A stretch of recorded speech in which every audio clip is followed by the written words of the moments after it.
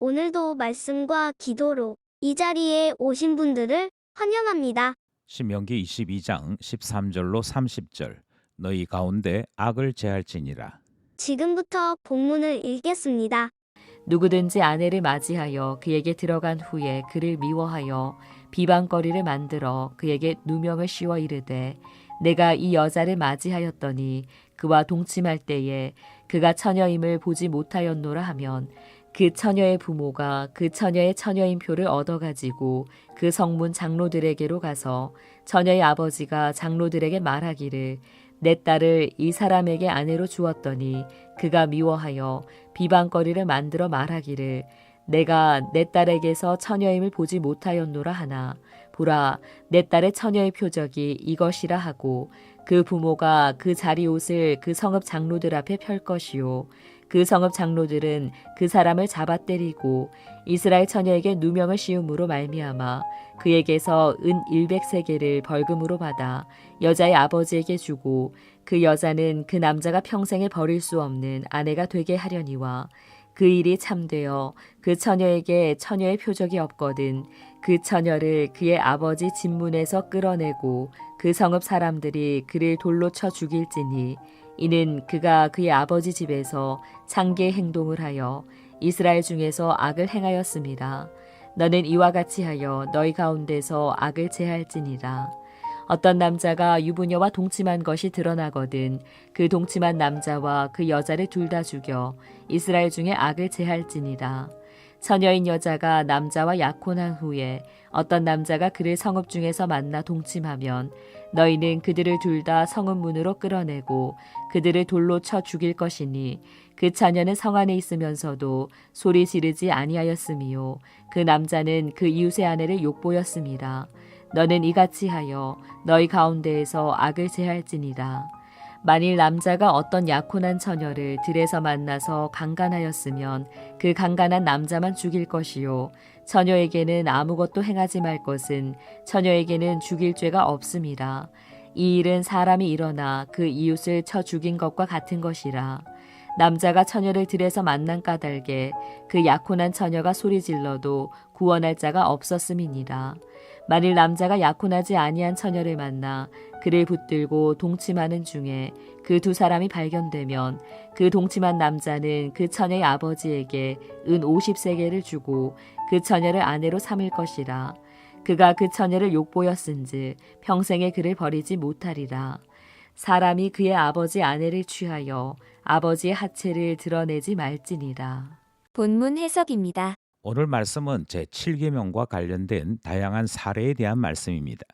이것은 이스라엘 사회에서 발생하는 다양한 시비를 어떻게 가릴 것인지에 대한 7계명 해설 말씀인 동시에 7계명을 따라서 구체적으로 해서는 안 될 일과 그 의미를 가르치는 것이 본문 말씀이지요. 성은 하나님이 정하신 결혼 제도 안에서 사용될 때 가장 아름답다. 이 교훈을 함께 살펴보겠습니다. 첫 번째 문단은 13절로부터 21절입니다. 비방거리를 만들어. 첫 번째 문단에서는 남편이 아내의 결혼 전 순결 문제를 의심하는 경우에 대한 말씀입니다. 이 문제는 신부로서는 생명을 다투는 심각한 문제이지요. 나아가 신부 가문이 수치를 당할 것이냐 하는 문제와도 연결됩니다. 먼저 이 문제는 법정에서 가리도록 말씀합니다. 성문 장로에게 나아간다 하는 것은 재판을 의미하는 것이지요.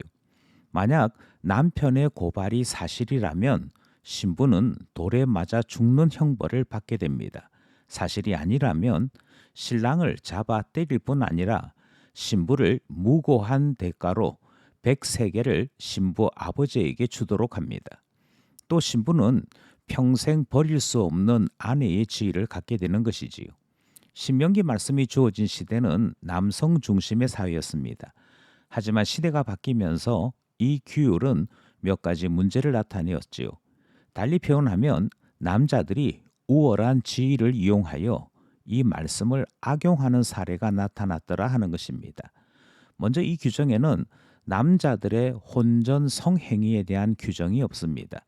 심지어 아내의 불륜이 사실일 경우 상대되는 남자에 대한 처벌 규정도 여기에는 없습니다.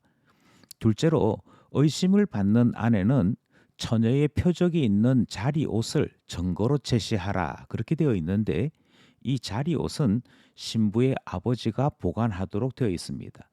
하지만 남편이 이 고발을 언제까지 할 수 있다 하는 시한을 따로 정하지 않으므로 신부의 아버지는 평생 이 자리옷을 보관해야 되는 여러 문제들을 가지게 되는 것이고, 만약 신부의 아버지가 부주의하여 이 자리옷을 제대로 보관하지 못했다면 여지없이 여자들은 그 처녀성을 의심받게 되어 죽게 되는 것이지요. 이렇게 악용될 소지가 다분히 있었다 하는 것입니다. 오늘날 현대 문화는 이 말씀과 정면으로 대치됩니다. 성적 쾌락은 누리면서도 정작 결혼은 하지 않는 세태를 우리는 보면서 살고 있는 것이지요. 이것은 첫 단원이 가장 경계하는 문제입니다.